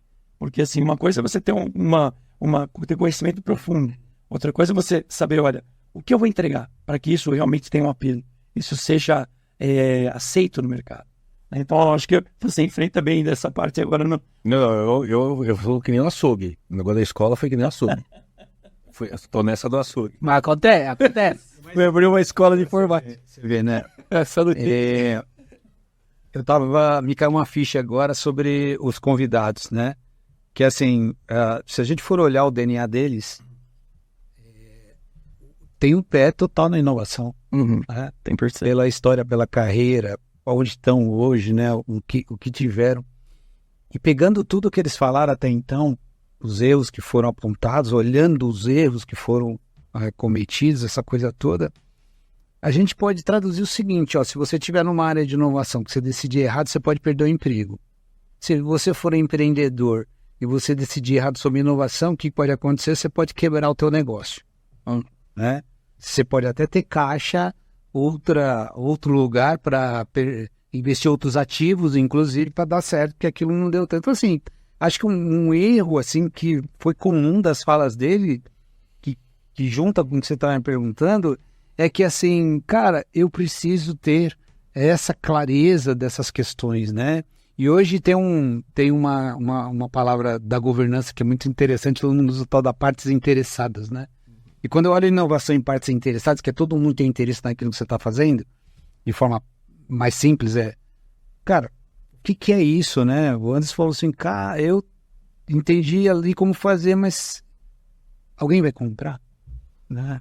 E como vai comprar, o que vai pagar é competitivo, quer dizer, as variáveis, elas não são pequenas. Então, de novo, né, eu tive a experiência, né, de ir lá onde tem o veio da tecnologia no Vale do Silício, cara, e eu olho o quanto aquele pessoal não é nada superficial. E qual é a diferença entre nós e eles? E a gente precisa reconhecer essas diferenças. Lá nos Estados Unidos, e aí não estou falando mal do nosso país, né? Porque eu amo esse país, amo o que eu faço, amo onde eu estou, a minha pátria eu amo.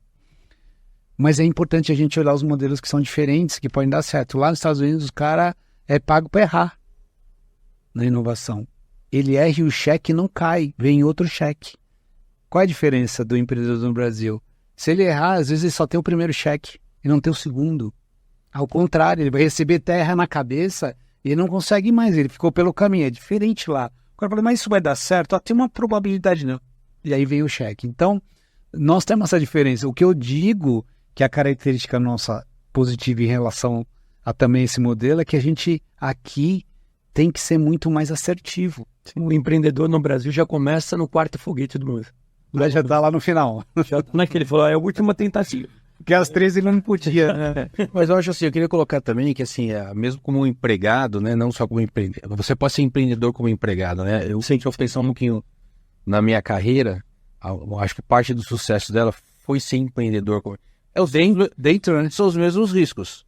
Né? Se você fizer errado, você vender um projeto que não der certo, você vai ser mandado embora. Meus riscos. Mas se você der certo, você vai subir na empresa, vai para cima e o sucesso vai ser grande. No meu caso, sucesso local, mundial. Então, assim, eu acho assim, essas características de empreendedorismo, ela tem que existir, tanto faz como empregado, como empreendedor, na verdade. Sim, as pessoas que têm esse... Eu falo DNA, né, também, mas assim, que tem essa característica, tem a ver com inovação, tem a ver com empreender dentro da própria empresa. Com certeza. Não é brincadeira você vender um projeto e bancar ele, falar que aquilo vai dar certo com todos os estudos e tal, e bancar, porque você sabe que o seu risco é a rua. Sem dúvida. Mas também se você não arriscar, tá bom, você vai ficar com aquela sua carreira ali estagnada. Então tem características. Então eu também acho que empreender, também tem empreender dentro da própria empresa. Isso são empreendedores, tem muitos empreendedores dentro da própria empresa. A veia empreendedora não aceita a zona de conforto. Exatamente, entendeu? Ô, se você me permitir, posso puxar propósito? Com certeza. Então vamos lá. Porque, cara, propósito é uma coisa que a gente vem vivenciando muito na modernidade, né? Você aí toda hora lê, tem que ter uma visão, uma missão, tem que ter um propósito, né? A gente vê as pessoas nos incomodando toda hora sobre isso, né? E que eu tenho que ter, que não sei o que, enfim. Eu queria desmistificar isso e perguntar para vocês sobre propósito lá atrás. Como é que vocês decidiram? Lá, o que vocês queriam ser quando crescer? Lá atrás, volta lá atrás. Eu queria ser o quê? Meu pai, ele queria tudo menos caldeiraria, mas ficou nisso a vida inteira. Montou mais de 30 negócios e quebrou 30 negócios e só manteve a caldeiraria. Então, assim, um aprendizado que eu tive dele foi, olha, faça o que você gosta, para você efetivamente não ter que desejar sair a sua vida inteira. Então esse foi o primeiro aprendizado. Mas o segundo aprendizado que eu tive dele foi o lado benevolente, o lado bondoso dele. Então ele montou tantos projetos sociais, inclusive uma das ONGs que ele montou em 77, funciona até hoje, nós participamos, ajuda 500 crianças. E eu sou diretor de 2 ONGs. Então hoje nós cooperamos com 2.000 crianças. E eu sempre quis ter um projeto, isso vai pelo menos 30 anos, quis ter um projeto que eu ajudasse as pessoas, porque eu via desde cedo a tristeza das pessoas mais idosas. Por quê? E a idade, ela mudou. Então hoje, nós somos, se eu estou com 56, somos considerados idosos, mas nós temos um mindset completamente diferente dos nossos pais com 56 anos. Então, o pensamento deles com 56 anos, eu quero me aposentar. E eu estou muito longe de pensar nisso. Então, como você faz para viver essa realidade nova? A longevidade aumentou e como fica a sua posição no mercado? Então, eu via isso já lá atrás. Falei, isso só vai aumentar. E os meus projetos, esse projeto do Hub vem em cima disso. Eu queria ajudar pessoas, eu queria repaginar pessoas. Então, meu propósito sempre teve esse cunho. Olha, eu quero crescer. Inclusive, quando eu mudei para os Estados Unidos, eu voltava para cuidar das ONGs e eu deixava claro para os meus filhos, vocês vão assumir essas ONGs e vocês vão seguir isso. Então, assim, sempre foi uma questão minha então, o meu propósito eu quero crescer, eu quero melhorar como pessoa, mas de nada vale se você não conseguir replicar esse modelo e trazer novos modelos e novas pessoas para cuidar disso e aumentar. Então, essa sempre foi o meu propósito.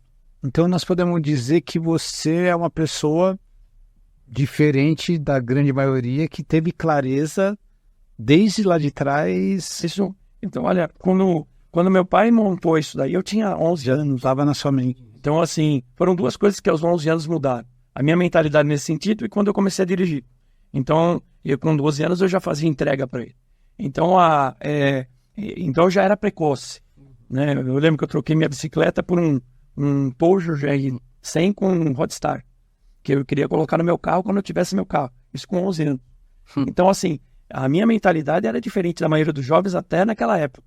Porque a maioria ainda queria brincar de bicicleta, etc. E sempre foi para mim uma questão de responsabilidade. Eu vi o que meu pai fazia, impactou muita gente, ajudou muita gente. Então, isso eu falei, olha, isso eu quero para mim. Então, você se espelha nos seus pais em muita coisa. Então, eu costumo dizer que tem aqueles que quebram os paradigmas e tem aqueles que trazem os paradigmas, que mantêm os paradigmas. E alguns eu quebrei, porque eu não julgava interessante manter, e alguns eu mantive. Então, meus pais trouxeram muito aprendizado. Então, essa coisa de ajudar o próximo desde cedo, sempre foi um projeto. E aprender. Então, as pessoas, isso é uma dica que eu dou para vocês, sejam ávidos por conhecimento, busquem treinamento, busquem cursos, busquem inovação, busquem relacionamentos que impulsionem vocês para a vida, para a carreira, para novas habilidades. Isso é essencial, porque isso vai trazer na sua vida um diferencial. Bom, para mim, eu acho que é gozado isso também, desde muito novo. Eu sempre quis fazer, eu nunca quis, assim, passar aqui nessa vida sem deixar um legado. Gozado, mas agora lembrando aqui, que nós falando, sempre foi assim. Então, acho que o que eu fiz de novo, a gente fez lá o primeiro delivery do McDonald's. Não existia delivery. Nós fizemos aqui no Brasil, foi o segundo do mundo. A água delivery é um negócio normal. Mas eu sempre, assim, talvez não para, talvez do lado tão humanizado, mas eu sempre pensei em fazer algo que trouxesse alguma coisa para o mundo e que eu não passasse nessa vida sem deixar um legado, de verdade. Esse sempre foi o meu propósito. Foi quando funcionário, foi agora como empresário. Assim, eu queria deixar alguma coisa, algumas marcas, sabe? Eu queria dizer, assim, aquele negócio foi feito dessa forma para todo mundo usar e vai ficar para sempre. Que seja uma inovação, uma coisa nova que foi feita, que perpetuou, seja uma coisa... Eu sempre achei que sentado aqui, eu acho que ainda vou criar alguma coisa, né, que vai trazer algum benefício para todo mundo e que vai ser um legado. Então, esse foi o meu propósito de vida. Isso eu sempre me manteve motivado, sempre me manteve inovando, mudando com esse propósito. Eu não queria ser mais um. Engraçado, né, cara? Você que não assistiu o primeiro episódio nosso, acho que é legal assistir para você entender o que eu vou falar agora, que eu acho que você é o único até agora que, cara, escolheu profissão que não tinha, né, cara? Eu tava totalmente de propósito, nem, né, não tinha ideia, cara, né? Assim, não tinha um direcionamento, a vida acabou me levando e depois eu consegui entender com muito tempo o que fazia sentido e o que era, né?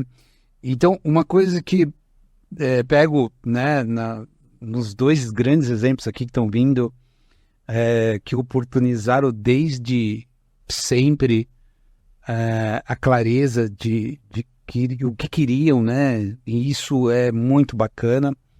A gente não pode atribuir um erro, não se ter propósito, né? Porque isso é algo que você pode buscar e tem gente que vai terminar a vida e não vai ter, né? Mas assim, quando você se percebe, às vezes em algumas atividades que você está fazendo, é um indício que talvez ali seja a pontinha do novelo para você puxar, que está exatamente a resposta daquilo que você tem como propósito nessa vida, né? E às vezes isso vai acontecer...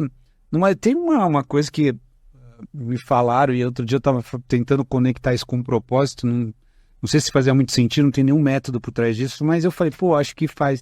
É aquela ideia que você está fazendo alguma coisa quando você vê e passou o tempo, né? Você está fazendo algo, sei lá, passou o tempo perdeu, né? E aí, essa questão do tempo foi algo que me remeteu a isso. Falei assim, caramba, então eu estou fazendo aquilo, o tempo passou e pode ser outro indício que eu vejo, né? Talvez seja uma dica de atividades que você faz e que você nem percebeu e que aquela coisa ali tenha total conexão com o teu propósito, né? Nós estamos caminhando aí já pro nosso final, mas eu queria, antes de fazer o fechamento, né, perguntar para vocês assim, e a família, né? Quem que é o Anderson, quem que é o Paulo como família? Bom, como que isso se junta, né? Porque a gente vive hoje, às vezes, num mundo frio, né? Desamonizado. Eu me lembro que na nossa época lá atrás era o contrário, né? Às vezes a gente via os executivos se dedicando muito à família, questionado de não ser comprometido, de não olhar os projetos, né? Assim, eu vivi muito isso, né? E hoje eu vejo o mundo, assim, a nossa ideia de pessoas mudar um pouco. Acho que se a gente tem essa oportunidade disso, a gente tem que usar esse microfone também para isso, né? Então eu queria dar uma luz um pouco nos dois famílias aí. Quem são vocês da família? Eu vou fazer só um gancho também da palavra anterior. Assim, por que isso ficou tão forte em mim? Meu pai tinha 3 filhos, adotou 8. Então, eu fui o primeiro dos adotivos. Então, eu convivi com mais 7 crianças com 1 ano de diferença cada um. Então, meu pai montou, o primeiro projeto que ele montou foi para distribuir cesta básica para as mães solteiras. E nem ele nem minha mãe sabiam falar não. Aí começou a surgir, foram adoções. Eu fui o primeiro e depois adotaram mais 7. Então, isso de trabalhar com esse lado sempre foi. E a família acabou sendo, meu pai sempre foi um patriarca, cuja família, os filhos e todos na minha família têm filhos adotivos.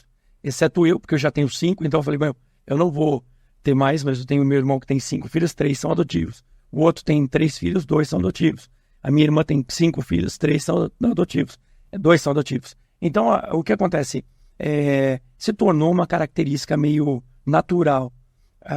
Falando de família, uma coisa que eu sempre tive, né, com 23 anos, se você me perguntasse, qual é a única certeza que você tem na vida?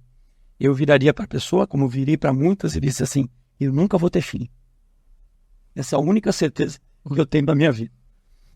Assim, foi tão tumultuado aquilo. Então, você imagina aquela questão do jovem, rebelde, aquela coisa de, não, eu não quero toda essa bagunça para mim. Assim, meu pai abdicou da vida dele, abdicou de viagem, abdicou de um conforto, de um luxo, para criar 11 filhos. Então, assim, ele acabou tendo uma vida muito simples em função disso. E eu, como no começo, falei, não, eu quero ter uma vida, eu quero curtir. Então, o meu começo de jovem foi em cima disso. Quis o destino que 6 meses depois que eu falei essa frase a primeira vez, eu estava namorando e minha esposa engravidou. Então, eu falei, nossa, você não nasce pai, você se torna, né? Então, no momento que você vê aquela criança, tudo muda. E aí o teu propósito começa a mudar. E aí eu passei a ser uma pessoa cujo propósito, o único propósito era para a família. E então, quem me conhece de longa data sabe que eu estou sempre com a minha família. Isso gera muitos problemas para nós como executivo quando você cresce. Eu tive um ano em que eu tive 104 viagens para o exterior, eu ficava 5 dias por mês em casa. Foi um ano que eu sofri muito. Então, assim, a única coisa que eu consegui fazer foi pedir demissão. Aí eu fiz a minha carta de demissão em Londres. Eu fiz uma entrevista em Barcelona com uma outra empresa. Fui aprovado. Voltei para Londres para pregar meu voo de volta para o Brasil, que eu fui fazer uma reunião lá. Fiz a minha carta de demissão e entreguei na segunda-feira, porque eu já tinha mais 3 viagens para fazer. Eu falei, isso não vai parar nunca. Então chegou um momento da minha vida, aquele ano foi um aprendizado. Por exemplo, 2004, para a Petrobras, por exemplo, 410 voos no ano. Então, assim, ponte aérea. Então, a gente sabe que essa rotina acaba com qualquer um. Isso mina. Falei, não é isso que eu quero para mim. E a empreender, mudar para o exterior, trazer essa busca, falar assim, tá bom, eu me proponho a ganhar menos. Então, eu comecei a fazer uma transição para uma empresa que me permitia trabalhar de casa, no home office, que eu ia conseguir trabalhar, ter um pouco de qualidade. O horário extenso nós já fazemos. A gente dorme pouco, está sempre disponível. Quem é empreendedor sabe disso. Você não consegue dormir com uma coisa incompleta. Você vai dormir. A única diferença é que você não gasta 4 horas no trânsito. Você começa a ter um espaçamento. E esse tempo você começa a ter qualidade com a sua família. Começa a gerenciar isso. E aí foi a decisão final, foi realmente migrar para o empreendedorismo. Falar, agora eu quero fazer a coisa do meu jeito. No começo é sempre difícil, porque você trabalha muito mais, você se desgasta, você ganha menos, você se sacrifica demais, mas vale a pena. Por quê? Porque você está vislumbrando uma qualidade de vida para sua família e um convívio. Então o Anderson é aquele cara que está sempre pai, está sempre próximo. Meu filho fez aniversário, 16 anos, fez na sexta-feira. E nós temos um hábito de à meia-noite sempre cantar parabéns. Estamos todos juntos. Então, todo mundo vem, minhas filhas já são casadas, vem, à meia-noite todo mundo está lá, inclusive com a minha mãe. Minha mãe não anda, vamos até a minha mãe meia-noite cantar parabéns. Agora eu não sei se eu posso fazer a pergunta, né? Minha filha, meu filho, ela falou que o pai... 11... Putz, 5 filhos. Caramba, será que é 11, vô? 5 filhos do Mané, até agora. Então você diminuiu a cota. Diminuiu, eu fui secretário do homem. Assim, eu falei, não, pra mim... Não, e já cometi... Alguns me perguntaram, eu lembro... E parou ou não? Para mim, parou, pelo amor de Deus. Não, assim, criar... Porque você ainda tem a fase da adoção ainda, né? Não, minha esposa queria. Ela tentou adotar 3 vezes. É que não deu certo. Mas quase eu teria 8. Porque ela tentou 3 vezes. Então, assim, mas para mim, eu falo, não se trata do dinheiro. Se trata da atenção. Se trata do cuidado. É uma geração que quer você próximo. E então, ela tem uma carência muito grande. É diferente de nós. Nos deixávamos lá, criaram certas sequelas, mas a gente lidou com isso. Agora, essa geração é muito mais frágil. Né? Então, você tem que estar próximo, porque senão você corre o risco de perder. E isso requer muito. Então, ter muito filho, eu falo para você, é desgastante. É desgastante. Muito bom, mas desgastante. E aí, Paulo, e você? Bom, eu também acho que eu tô vivendo uma fase diferente de família hoje, né? Eu acho que lá atrás também foi desse jeito que nós estamos falando aqui. Muito trabalho, também no varejo, e sábado, domingo, feriado, não tem, né? A loja de McDonald's não fecha, não é verdade? Então, trabalhei muito, deixei bastante a desejar ir pro lado familiar nessa época, realmente. Pouco tempo para a família. Mas depois que eu virei empresário, e não vamos traduzir trabalha mais ou trabalha menos. Claro. Mas, como eu disse, queria uma mudança de conceitos na minha vida. Você se organiza. Eu criei, como eu criei a empresa do jeito que eu acho que deveria ser, também criei a minha vida pessoal do jeito que eu acho que deveria ser. Então, hoje eu convivo muito mais com a minha família, né? Muito mais. Meu filho tem 20 anos, eu tenho uma enteada de 23, né? E famílias que eram distantes, que não via primos, até eu falo nem só família ali no filho, pai, mãe, não. Ampliei pessoas que eu não tinha convivência há muitos e muitos anos. Então eu faço questão de reuni-los, de estar junto. Então hoje a minha vida familiar, pessoal e familiar mudou completamente. Eu dou muito mais valor para isso. A família realmente é o alicerce, seu alicerce. Assim, pode vir a tempestade que for, tá certo? Mas na hora que você precisa, tem sempre a família ali do teu lado para te ajudar. Isso é inevitável. Nas quedas que a gente teve, nos erros que a gente teve, sempre tem junto a família para te ajudar a levantar e ir em frente. E você faz, grande parte do que você faz são para eles, né? É óbvio, não é só para você. Você sempre divide isso com quem você gosta, com quem você ama. Então, eu acho que é isso. Eu acho que hoje eu tenho uma vida familiar muito diferente. Eu acho que, mesmo quem trabalha e tal, é o que eu falo para todo mundo. Não esqueça esse lado. Se for em perder tempo, perdi muito tempo com a família.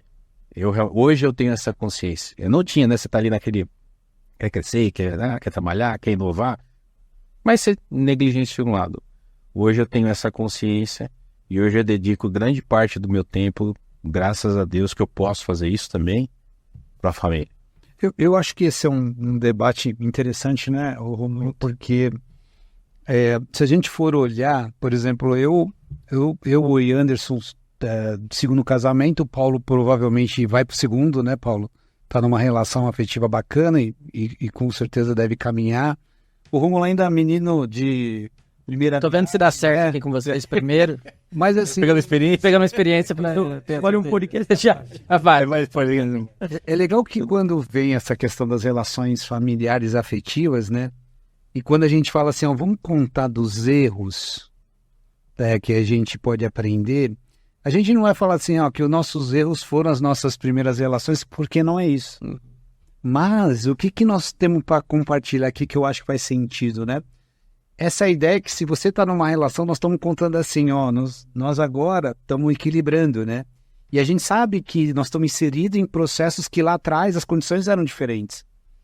Mas talvez uma boa dica hoje é que você está vendo o filme de trás para frente e que isso possa fazer sentido para você quando alguém aqui te chama a atenção que, putz, ó, o filho está lá na escola e, pô, é uma vez por mês. Sim. Né? Vai lá ver o boletim, senta na cadeira, sei lá. Né? Então, assim, talvez o que a gente esteja trazendo aqui para você, que já está casado, que está numa relação legal, ou até as relações da própria família, pai, mãe, irmã, enfim, qualquer relação, é que cuidar disso, né, é um tempo necessário. Não é um tempo, por acaso, que a minha agenda me permitiu, agora eu vou fazer. Sobrou espaço. Né? Sobrou espaço. Então, acho que essa é uma dica que eles trazem que me tocou aqui, que fez com que eu repensasse. Ninguém vai voltar ao tempo, né, para poder fazer histórias diferentes. Isso não existe. Vou voltar meu tempo e fazer coisa diferente. Acho que isso é uma utopia desnecessária, né? Assim como a culpa também, para mim não faz sentido. Eu me culpo, cara, assim, outro dia eu estava defendendo uma tese e vou continuar defendendo uma tese que é a seguinte: todas as vezes que você decidiu eram certas. Como assim, Júlio? Sim. Às vezes, quando você fala assim, eu vou decidir isso, mas isso é errado. É muito difícil. Depois você vai aprender, vivenciou, teve mais ferramentas, você vai olhar e falar assim, putz, eu errei, cara, olha só.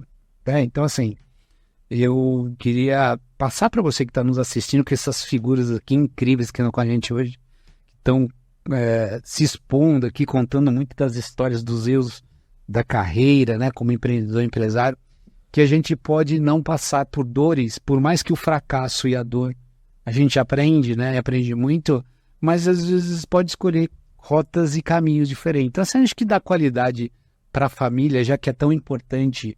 E se alguém for questionado, vão dizer isso, mas que quando vem a minha agenda, eu ajo diferente disso, porque eu estou num cenário que me requer em outra coisa, né? Eu acho que pode fazer sentido a gente repensar, né? Então, eu acho que para finalizar, vamos ver, eu acho que eu gostaria que vocês mandassem uma mensagem aí para o nosso público que estão assistindo, que vão assistir vocês, que quando esse conteúdo estiver nos cortes, né? E qual seria a mensagem para que as oportunidades da vida também se apresentassem para eles? A gente vai pôr também depois os contatos, né, de vocês, mas como que eles encontram? Nós vamos colocar aí, mas assim, como que encontra vocês, que forma? Então, a minha mensagem é simples: vivam, aprendam, errem. E o segredo, eu acho que nós chegamos aqui, e é olhar no espelho, porque muitos se perguntam, a máquina do tempo, se eu pudesse voltar, o que eu faria diferente? Nada. Com todos os erros e acertos que nós fizemos, o segredo é olhar para o espelho e falar, eu gosto desse cara que eu sou hoje. Então, tenha essa experiência com você, viva, aprenda, erre, sofra, vai fazer parte do processo, é isso. Mas, no final das contas, procure ter uma meta na sua vida, procure buscar algo que você realmente tenha afinidade. Faça o que você gosta, por mais que isso no começo te tire da zona de conforto. Porque lá na frente o tempo vai passar e a sua idade vai cobrar. Então, melhor viver uma vida feliz do que amargurada quando você chegar aos seus 50, 60 anos. Viva! Para mim, do que a gente falou, isso exatamente também é fazer o que gosta. Acho que você tem que fazer o que gosta sempre. Tudo vai ser justificado, todos os erros serão justificados se você fizer o que você achou que estava certo, o que você... Cuide da sua família. Cuide de você, da sua saúde. Não entregue a sua saúde pro seu trabalho, tá certo? Seja perseverante. Você vai errar. e é importante você levantar e continuar em frente. Não existe ninguém no mundo o Elon Musk, quantos foguetes caíram até ele voltar para trás, tá certo? Então, assim, não existe nenhum empreendimento que não exija desafio, que não exija uma dose de perseverança, de insistência e de, que você possa, antes de comemorar qualquer sucesso, que você possa ter a consciência que você fez o melhor que você pôde. Acho que é isso, né? Nunca concordo que eu não tenho nenhuma passagem da minha vida que eu faria diferente também. Todos os erros foram aprendizados e sem eles eu não estaria aqui. Então acho que isso é um aprendizado fantástico. É isso. Alguma mensagem final, Júlio? Você tem direito também a passar uma mensagem final se você quiser. Eu fico ouvindo, né? E eu acho que nós vamos ter nesses encontros aqui cada vez mais, né? Pessoas que estão disponíveis. Você vê, né? Se você valoriza o seu tempo, e eu acredito que eles também, colocar o tempo em prol de você poder contribuir, acho que essa é uma mensagem, né? Porque, assim, não é questão de selecionar o convidado certo, porque todos os convidados são certos. Sim. A partir do momento que você está aqui, você fez um ato generoso e nobre de poder fazer isso. Então, quantas vezes você, de repente, tem a oportunidade de fazer isso? E a gente acha que, às vezes, ajudar é pagar a conta, o boleto de alguém, né? Porque é isso que a pessoa está precisando, também pode ser, né? Mas, às vezes, o tempo para você parar, olha só. Putz, eu estava vendo o podcast ali do Greatcast e eu ouvi uma coisa ali do Anderson, uma coisa ali do Paulo, e que isso me fez total conexão com aquilo que você me contou ontem e pode fazer sentido para você. Percebe essa sementinha germinando? Porque na verdade é isso, né? Você parou o seu tempo, você fez o que a gente está fazendo aqui, você pôs o teu tempo em prol de alguém. Então, acho que a mensagem é isso, né? Porque se não para aqui. E aí a gente pode estar falando assim, cara, engajamento, o nome a gente nem está olhando para isso, né? Muitas pessoas estão olhando para os números. Quantos vão engajar?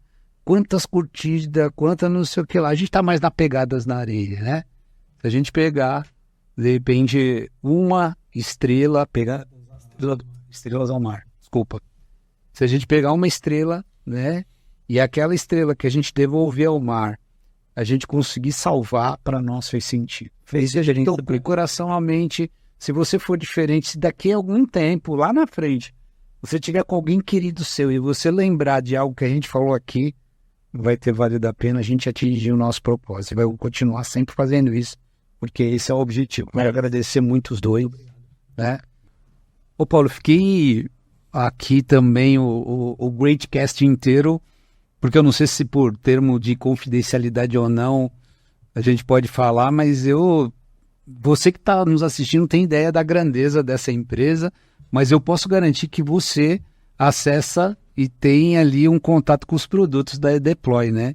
Então você poderia abrir alguma questão, marca, pode falar um pouquinho, até para fazer o contato aí. Sim, claro. E hoje mais de 100 clientes, né? Mas eu vou falar algumas marcas que eu tenho certeza que alguém já passou por elas.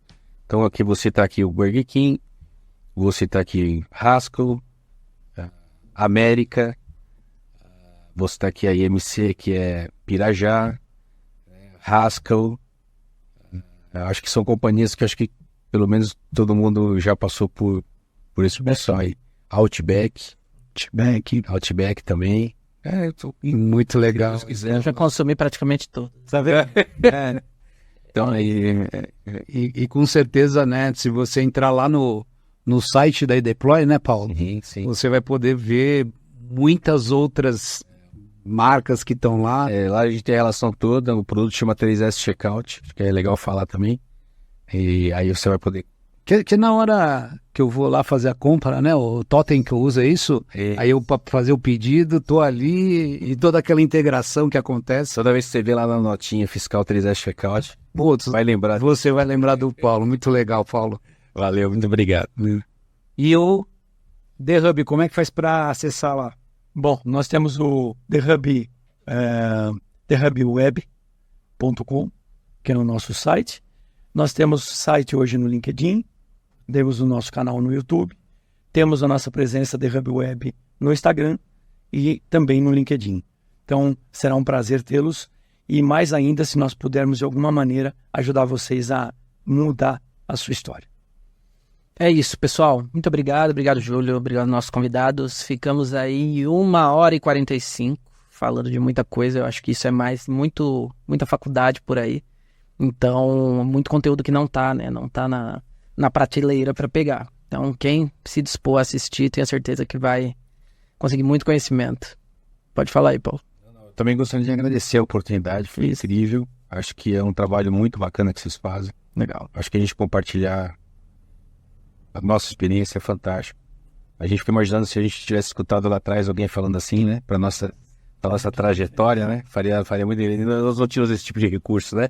Antigamente. Então, eu espero que as pessoas que hoje possam ver, aproveitem o máximo e contribuímos de alguma forma com a sua vida e com o seu trabalho, seu empreendedorismo. Acho que é bem legal. É isso, pessoal. Muitos insights. Sigam todos nas redes. Tem muito conteúdo para ser compartilhado. Agradecer a todos. Se inscrevam em nossos canais. E em breve tem mais episódio aí com outros executivos tão brilhantes quanto esses que estão aqui com a gente.